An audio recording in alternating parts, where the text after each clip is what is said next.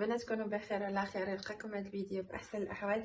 انا اليوم بغيت نشارك معكم شيوه ديال راس السنه 2021. كنتمناو هاد السنه تدخل علينا بصحه وسلامه ويرفع لنا ربي هذا البلاء وتغير الوضعيه ديال بزاف الاسر ان شاء الله من الحسن الاحسن يا ربي. والله يرحم جميع الاموات والله يشافي اللي مريض.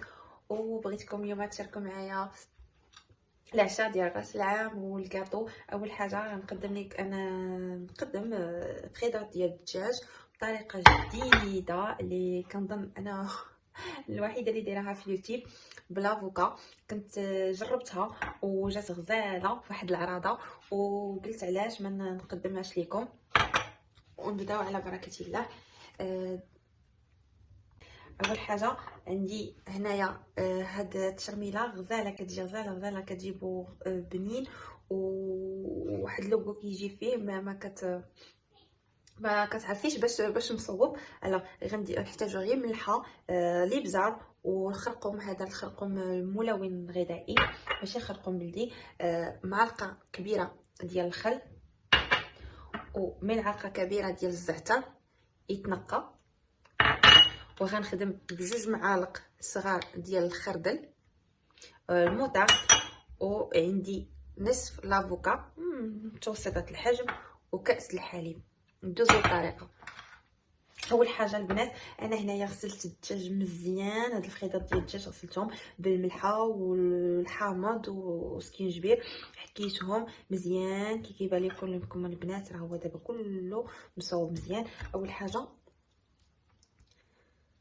غنشرح الدجاج بهذه الطريقه.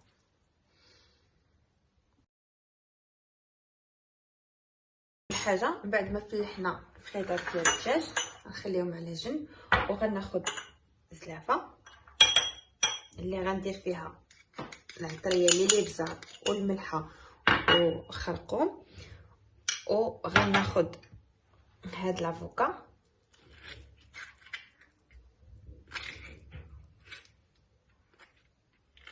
شوفوا هكا، ولكن البنات تكون طيبه باش كتعرفوها طيبه كتكون الجلده ديالها كحله. هنا كتكون طيبه غنعركها غير بلا فورشيت مع هذيك العطريه. العطريه ساهله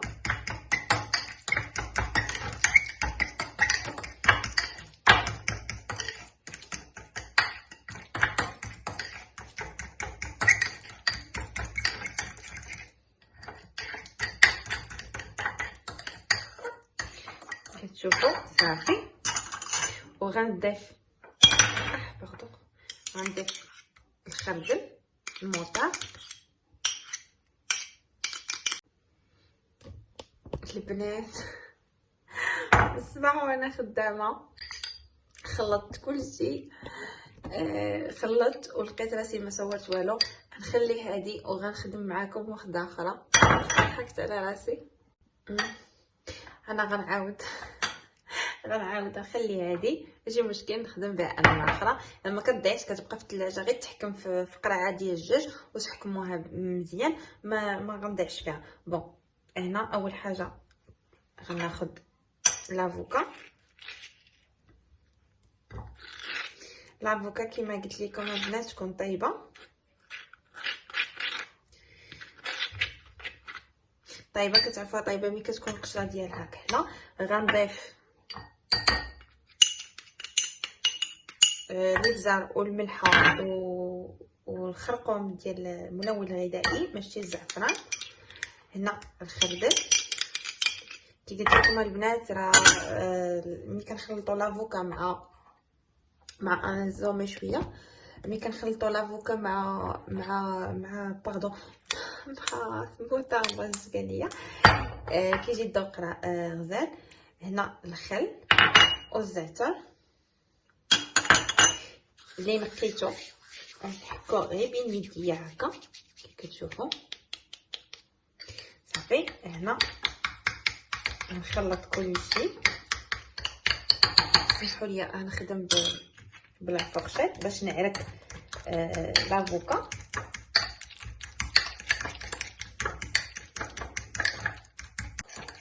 هذه البنات راه هاد الشرموله يمكن لكم تقدموها بحال صوص كترافقوا بها الشويات. انا نيت غنرافقها دابا مع لي بروشيط غنديرهم شويه من هذه اللي صوت. غنزيد نضيفها تجيني كثيره. لا دقتوها البنات دابا خطيره خطيره. نضيفها واحد الذوق مع داك الزعتر والافوكا كتجي بنينه. بون هنا انا غنبدا نشرمل.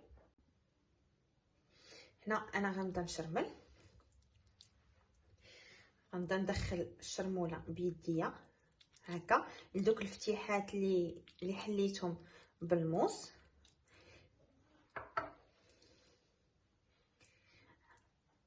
اقل مده البنات تكون من بعد ما تشرملوها هي ساعه المكانه. انا دايره حساب ساعه المكانه، يعني الا بغيتو توجدوها في نهارها حاولوا ديروا الوقت في يديكم باش تصوبوها تشرملوه وتخليوه. هانتوما البنات كندخل شرموله مزيان وكنغطي.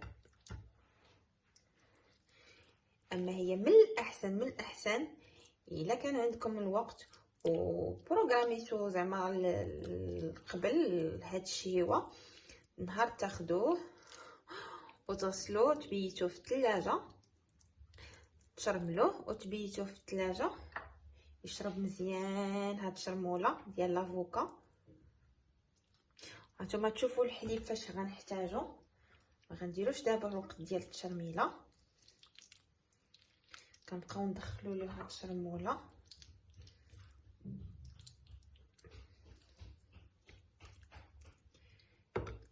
كي قلت لكم البنات الكميه ديال الدجاج كتبقى اختياريه.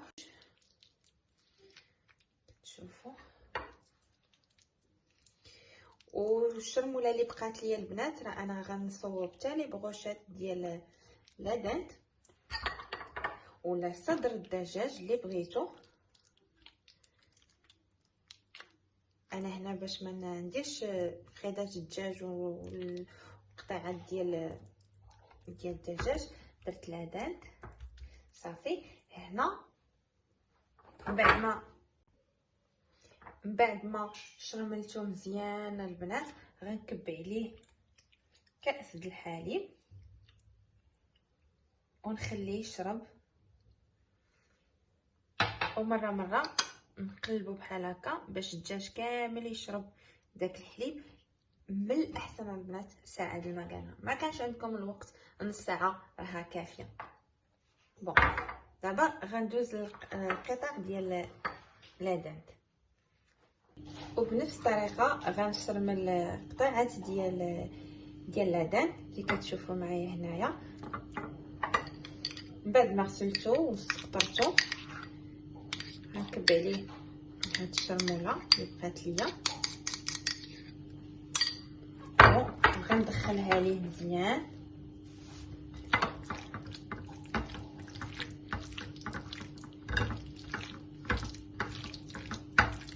كل ما شربها كل ما كيجي بنين وكيفتي. هاد الشرموله كتفتي قطيعات مزيان، كتفتيهم وكتفتي لينا حتى هاد الخيضات ديال الدجاج. هنا انا القطع ما غنزيدش عليهم الحليب.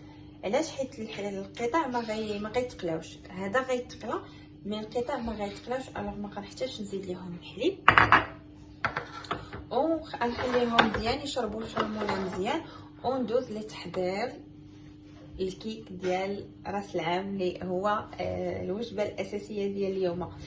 وفي تحضير الكيك جينواز غنحتاجو 2 بيضات بحراره المطبخ ما يكونوش في الثلاجه، وكاس ديال العنبه مقياس 100 غرام ما كاملش، وكاس الا ربع من السكر سنيده، وملعقه كبيره ونص ديال الكاكاو من النوعيه الممتازه. اول حاجه البنات هاد لي كيك شينواز ما كيحتاج لا بلاتي نقاد فيديو. هاد الكيك ما كيحتاج الزيت، ما كنديروش فيه الزيت، ما كنديروش فيه الخميره.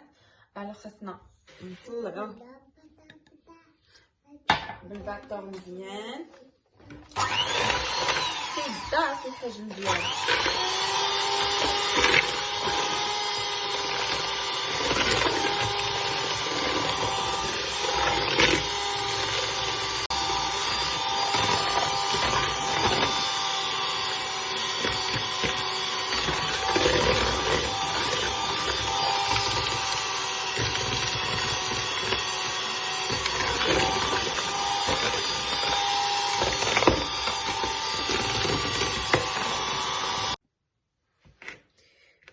وغنبدا اول حاجه هذاك الكاكاو ديالنا اللي غربلته مزيان، وغنضيفو البيض، خليط ديال البيض وسنيده، وغنبدا نخدم من الفوق للتحت باش ما يهبطش ليا البيض وسنيده ما تهبطش. يعني حاولوا ما يمكن انكم تخلطوا، ولكن تحافظوا على الشكل ديالو، يعني الحجم ديالو.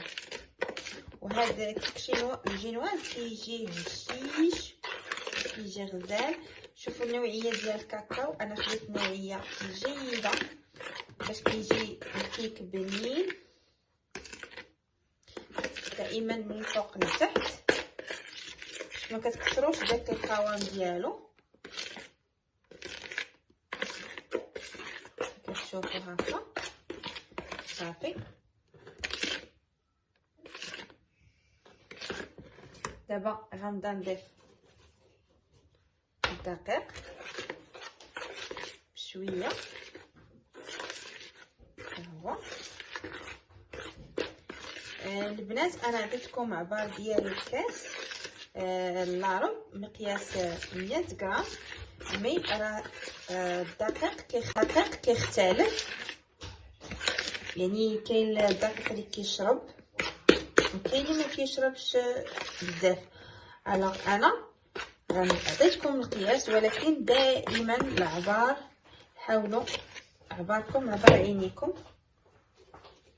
انا غنزيد مزال شي الكميه ديالو كيتضاعفات تبارك الله، وساهل ما كيحتاج لا خماره لا زيت لا زبده لا والو، غير جوج بيضات وسنيده ودقيق، وكتزيدي فيه الكوبيل كاكاو باردون. دائما كنحرك من التحت للفوق باش ما كنهبطش داك الفوليم. انا صافي الكميه المتبقيه عندي هي هذه. الوغ مزيان انا درت حداكم نفس الكميه.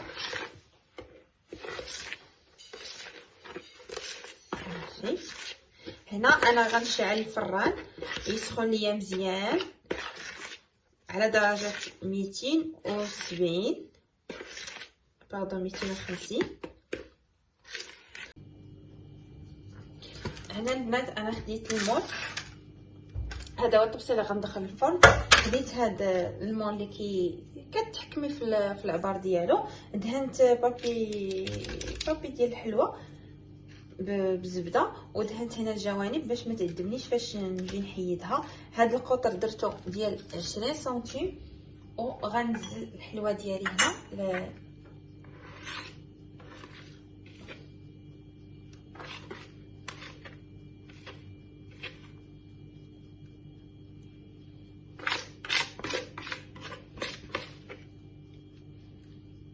انا الفران راني شعلته خليته يسخن مزيان كي قلت لكم صافي. وغندخل فيه الكيك، غنقص على درجه الحراره ديال على 200 حتى 180 مزيان حسن، ونطفي الفوق ونشعل التحت. كي يطلع ليا الكيك عاد نشعل الفوق.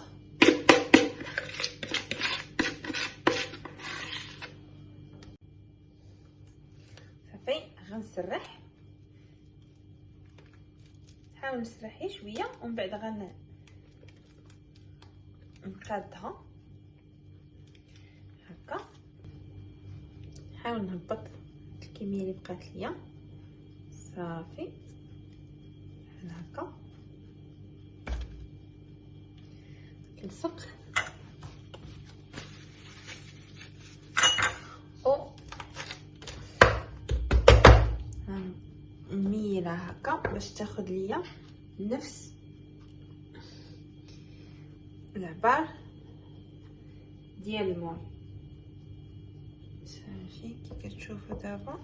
ودابا غنبدا نخدم الطبقه اللي غنحمر تكون مقرمشه، اللي غندير فيها انا غندخل نص كاس ديال سنيده وجوج معالق الزبده وربع كاس ديال الماء. كنديرهم هكا في المقله ونخلي السكر مع الزبده والماء يذوب بهذه الطريقه كي كتشوفوا في الصوره. البنات راه كيبدا يلصق في الاول بحال هكا، شتي راه كيتعكس معايا، ولكن من بعد صافي ملي كيبدا يذوب مزيان صافي ما كيبقاش يتعكس هكا في المقله، كيذوب.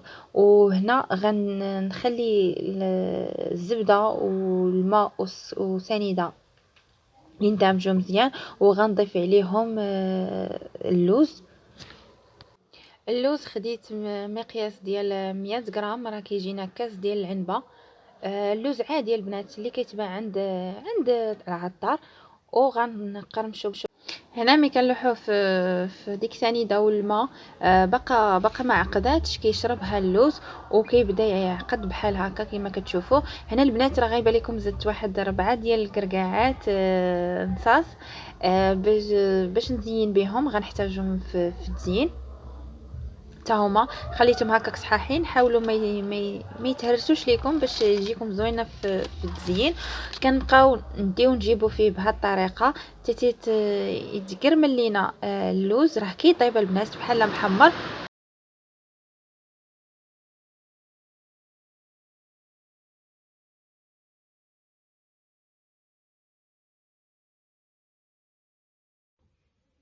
هنا بعد ما تكراميليا اللوز مزيان طحينه خفيفه وعزلت دوك الكركاعات كي كتشوفوا الشكل ديالهم دابا جا زوين وكيجيو مكرملين. لا كتسمعوا الصوت مبغيتش نهرسهم. وهنا خديت صوبت هذا للتزيين، درت هذا البابي ديال الحلوى وحطيت عليه داك الكراميل قبل ما يبرد ها الشكل ديالو، وغنخدمو للتزيين. هنا غناخد 100 غرام ديال الشكلاط الاسود من نوعيه جيده. حاولوا تحلوه من الجناب، تحلوا هذا المول هكا بالطريقه فوالا.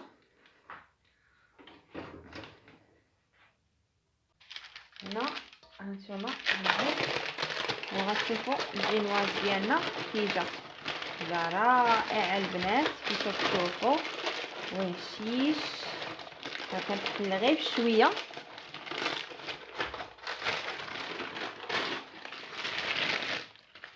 حتى السمك ديالو. هذا هو السمك اللي بغينا. هانتوما كي جا البنات رائع وهشيش وكيجي بنين حيت تخدم بالشوكولا نوار.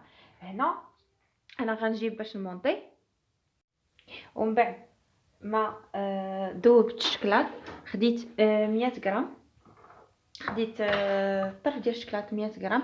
انا نحاول نوريكم هذا اللي هو اختارته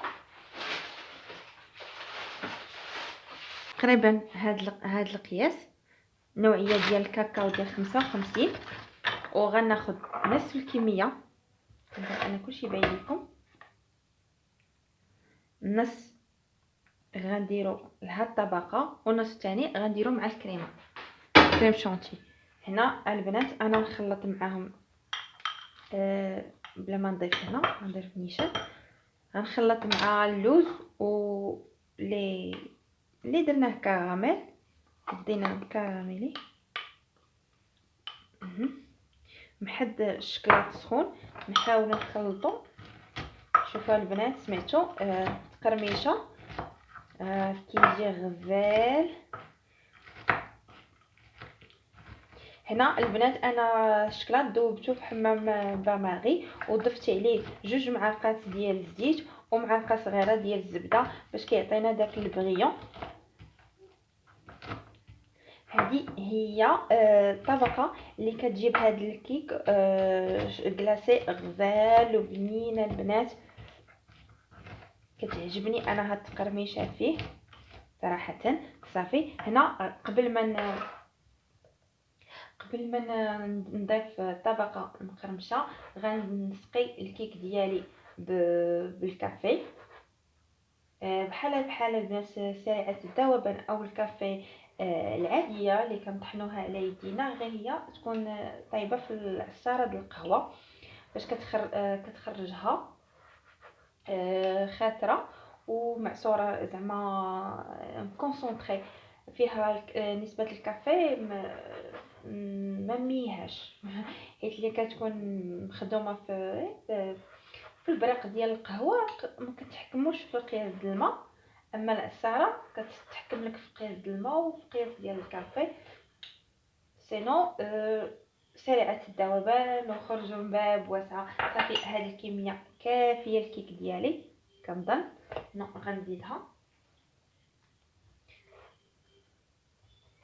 والبنات باش تعرفوا الجهاز يعني طلع ونجح كيكون خفيف وكيكونش كيشرب اون فوا كتسقيه كيشرب. صافي كنظن بركه. حاولوا توزعوا الكميه على الكيك كامل باش كتجي كميه متساويه. هنا البنات انا غنبدا نضيف طبقه اللي مقرمشه كتشوفوا هنا غنفرش هاد الطبقه، نوزع اللوز ديالي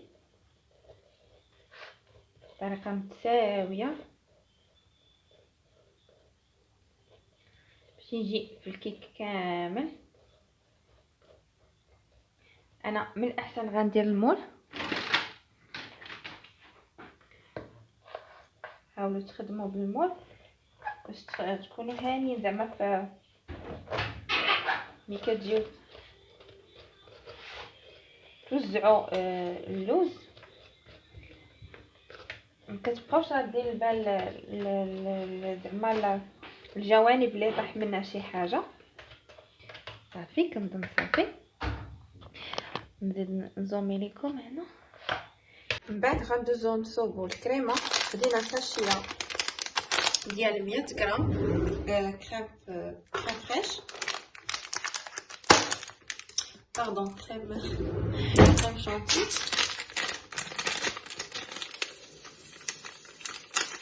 غنضيف ليهم 2 كيسان ديال الحليب ديال العنبه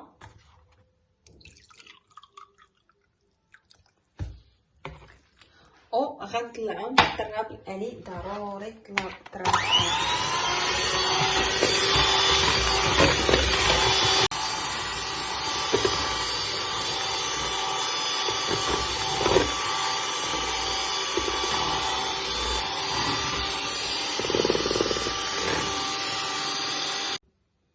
صافي. هنا من بعد ما طلعت الكريمه ديالي كي كتشوفوا كريم شانتي طلع مزيان الحمد لله. دابا غنخلط مع ديك الكميه المتبقيه من الشوكولاته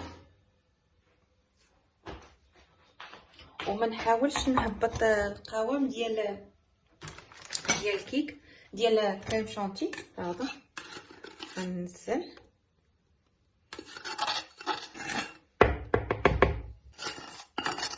مع هذا اللوز و50 متبقيه هي اللي خدامه بها انا. دابا كنحاولوا نهبطوا ولكن نطلعوا ونهبطوا ولكن ما نهبطوش القوام ديال كريم شانتي باش يبقى لينا شاد راسو.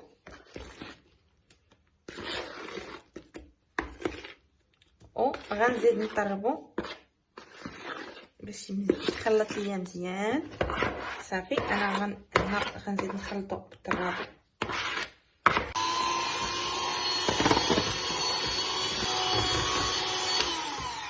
صافي هذا هو الشكل النهائي. باردون. هنا البنات انا غنزيد كوبايه كاكاو باردون. غنضيف ملعقه، ماشي بزاف البنات، ما يغلبش عليه.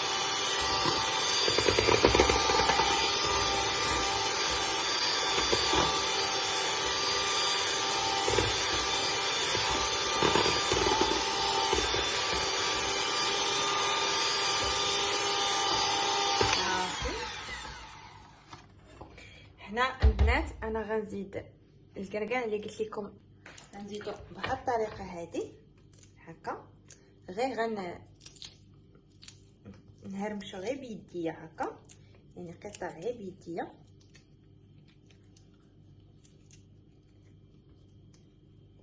هكا صافي. وغنضيف اللي كتعجبني بزاف وهي شيبس، وغنضيف البنات هذه اللمسه ديالي كتعجبني، نخلط الحاجه الحلوه مع الحاجه المالحه. هذه الشيبس النوع هاي البنات انا خديت لي ساشيه، ما بغيتش نذكر لا مارك، ساشيه ديال درهم، كتكون مالحه ما تكونش حاره. اختاروها بفرomage هكا، كنقطعها هكا. راه ما تخافوش، راه كتبقى شاده القرمشه ديالها حيت كتدخل للثلاجه، ومازال غنحتاجها في التزيين كي غتشوفوا. هنا صافي انا غنخلطها هكا باش ما يهبطش ليا القوام ديالها، وندوزو المونتاج. غنمونطيها دابا حداكم. دابا غنسي هادشي، غنخلي نفس المول كي كتشوفوا، وغنبدا نحط كميات هكا. كنظن انا باين لكم.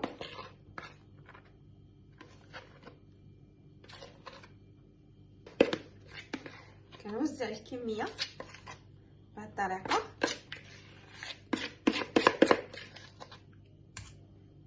انا من بعد ما حطيت الكميه كامله غنحاول نوزعها على لا سيرفاس ديال الكاطو، مي ما تبركوش بزاف باش ما تهبطوش الفوليم ديالو. يعني كل ما هبطتو كل ما كيتضغط. غير حاولوا توزعوا الكميه بحال هكا بهذه الطريقه.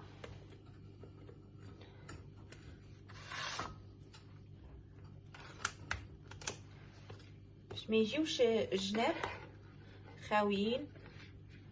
حاولوا،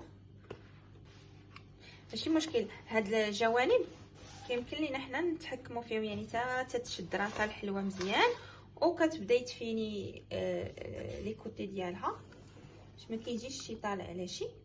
انا هنا كنحاول نوزع الكميه متساويه. اننا صافي سالينا. حنا غندخلها الثلاجه نورمالمون ليله كامله، مي انا خدمت في نفس النهار، يعني اليوم راس العام 2021. غندخلها للفريغو باش نزرب عليها ونكمل معكم. نحاول نديرها بهذه الطريقه هكا كتنزل، ونكملوا بعد ما نخرجها باش تشوفوا طريقه التزيين. وهنا غندوزو لتحضير الطبقه الاخيره، وهي الطبقه اللي كنغطيو بها وجه الكيك. عندي كاس ديال الحليب، ونصف كاس الماء، وملعقه ونصف ديال النشا، ونصف كاس ديال السنيده. انا هاد الكاسرونه هي اللي ذوبت فيها الشكلاط، خدمت بها نيت. و جوج معالق ديال كوبيل البنات انا خديت 100 غرام. هانتوما خدمت به كلشي بالكوبيل، سمحوا لي. كاكاو سمحوا لي. جوج معالق. هذه هي الطبقه اللي نغطيو بها وجه الحلوه ديالنا. نخلط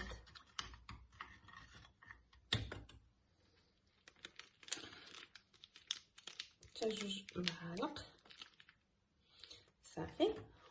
اخرى نضيف ليها الجيلاتين.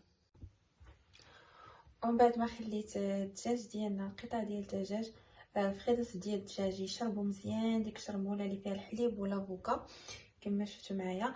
دابا غندوزو الطريقه. انا مشيت صوبت الحلوه الكاطو كلاصي ورجعت باش نكمل. دابا غندير الخرطل موطه مع بيضه البنات. هنا انا خلطت الشوفان. هذه طريقه خاصه ديالي، انا كندير فيه الشوفان والزرع، ما كنستخدمش الدقيق الابيض ولا خبز محمص. نو كيعجبني هكا يجيو فيه هاد رقائق الشوفان ملي كيتقلى، وكنضيف معاه الزرع القمح الكامل باش كيجي حرش. هانتوما البنات، اول حاجه كنستقطروا مزيان وندوزو في البيضه وموطاغ بهاد الطريقه هذه، وغندوزو كتشوفوا يتفند في الشوفان والزرع. غنعاود واحده اخرى كندوزو في البيض بالطريقه هذه، وندوزو عاوتاني في الشوفان كنلبسو كامل. كيجي غزال، كيجي بحال المحلات اللي كناكلو فيها، المحلات الكبرى اللي كناكلو فيها الدجاج. هانتوما البنات الشكل ديالو. وغنستمر على هاد الطريقه حتى غنكمل الكميه كامله. وهنا من بعد ما سخنت الزيت مزيان غنلوح خيط الدجاج. من الاحسن البنات تكون كسرونه،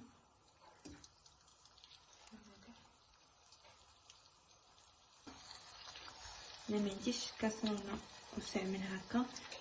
هادشي غنقلي 3 ب3 وغنخليهم يدخلوا الطياب مزيان. كيف كتشوفوا راني سخنت الزيت ونقليوهم، نحاولوا كل شويه نقلبوهم. وهنا البنات اللي بغاو حتى هما الترمنوخ خداو حقهم الشرموله، خليت خيطه ديال الدجاج كيتقلاو ورجعت باش نصوب لي بروشيت. قطعت فلفله حمراء وخضراء هكا مربعات، كنقلب الطرف الاول يقلب الفلفله يشوف في القطعه ديال الدجاج، وكنضيف عليه طرف الفلفله خضراء، سمحوا لي. وكنبقى نخالف اللوينات بحال هكا. القطع حاولوا تقطعوهم كبار باش ملي كيطيبوا كيجيو هما هذوك، حيت العافيه كتجمع اللحوم كامله، كتجمع من بعد ما كطيب. وكندير فيه 5 القطع وغنكمل الكميه كامله بهذه الطريقه. المعلومه اللي نسيتها البنات هما دوك القطبان ديال العود، تزكتهم مزيان في الماء باش ما كتشدش فيهم العافيه ملي كندخلوهم للفرن.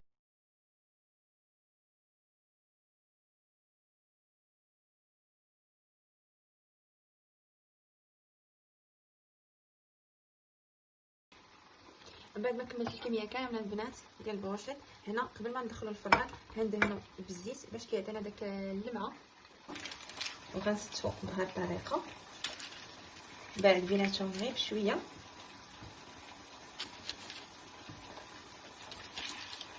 وراه شعلت الفران سخن مزيان وغنشعل الفوق والتحت. غنحاول ندخل الكميه كامله، بقى ليا هذا غنزاحمهم شويه. فوالا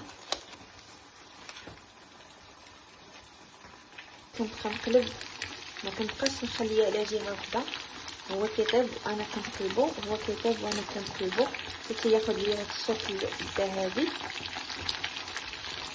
هانتوما البنات تبقاو تقلبوا فيه باش كتاكدوا انكم طابته من الداخل، ماشي غير تحمر كذا هذا اللون، طابته من الداخل. انا غنكمل الكميه بنفس الطريقه. وبعد ما ساليت الدجاج، الخيرات ديال الدجاج وبريزونطيتهم في الطبله هما ولي بروشيت. خرجت الحلوه ديالنا من المجمد. انا درتها في الفريغو حيت ما بيدتهاش، خدمت ليها في نفس الوقت. باقا ما شاداش راسها مزيان مي كوميم راها كما كتشوفوا البنات. هانتوما الشكل ديالها. انا غنقادها كتجي كيبانش انا كتجي البنات بون. انا غنحاول نقاد لي ليميت بحال هكا باش ندير الطبقه الاخيره. صافي، هي كل ما شدت راسها البنات كل ما مزيان. انا هنا باش نبقاو عاقلين البنات درت كاكاو، 2 معالق ديال الكاكاو و2 ورقات ديال الجيلاتين. كدير درهم ونص الورقه، و2 معالق الزبده، وكاس ديال قربت لكم صورة البنات. هنا صافي انا راه كنكب داك الشوكولا، راه كيجي رائع كي كتشوفوا وناجح بداك الجيلاتين. البنات اللي ما بغاش تستعمل الجيلاتين يمكن لها تستعمل 2 حكاك ديال دانيت درهم ونص، حتى هي كتجي كتعطي لوغو زوين وتتنجح. صافي كنبقى نهبطها على الجوانب. انا ما بغيتش نغطي الكيك كلاسي كامل، بغيت داك لو في ديال هكاك دايب الشوكولا كينزل كيبان هذاك الذوبان ديال الشوكولا فوق الكاطو. عجبني هكا وغنكمل الكميه كامله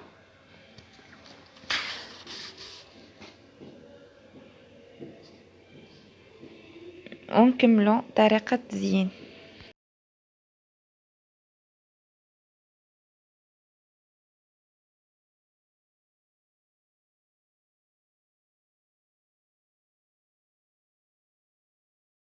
اللوز اللي كرملناه بسنيده تا ولا بحال هذا الشكل، حطيته فوق البابي وخليته شد هكا راسو. البنات زين كيبقى اختياري، انا غنختار هكا بشكل هكا. الكركاع غنحطو هكا عشوائي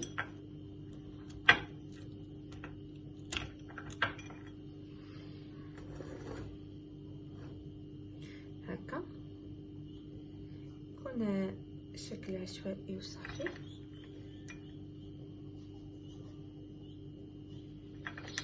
وبعد القطع هكا ديال اللوز كراميل.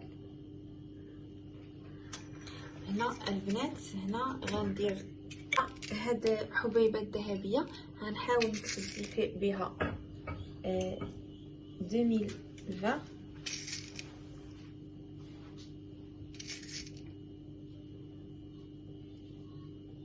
مهم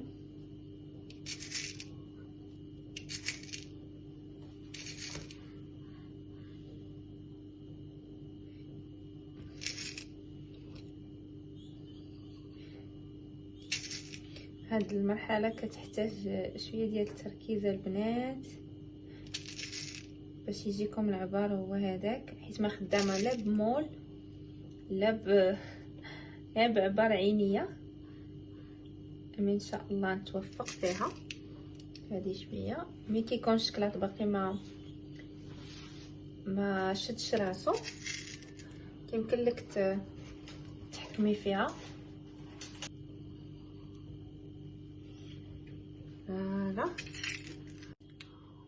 واخيرا غنضيف ديك الباستا اللي قلت لكم البنات على لوغو ديال الفرomاج والحلاوه او الملحه، غير رشات بسيطه كتجي مقرمشه وكتجي زوينه.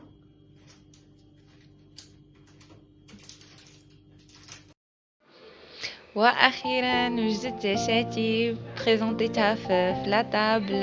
قبلوا عليا على ديكور بسيط ولكن ولكن كيجي زوين. ودائما نلعبوا على البريزونطاسيون تكون خفيفه وانيقه. هالغاتو كي جا التقديم ديالو الاخير ديما اختاروا الاشياء اللي كتكون ما مكلفاش وكتجي انيقه وراقيه. البنات هذا الكاطو طلع تقريبا ب 40 درهم وفعلا راه تجربوه قسما بالله غتحسوا به كينافس لي كاطو ديال المحلات الكبيره اللي كتبيع لي كاطو. وها الفخيضات ديال الدجاج، ها البريزونطاسيون اللي درت ليها وراه كيجي مقرمش وكيجي بنين بداك لاصوص اللي درت ليه. والقطيبات دخلتهم الفران، ما حمرتهمش بزاف باش ما يبسوش، غير خداو اللون الذهبي طفيت عليهم. وكنتمنى اللي شاف الفيديو ديالي اول مره يتابونا ويفعل الجرس باش يوصلوا الجديد.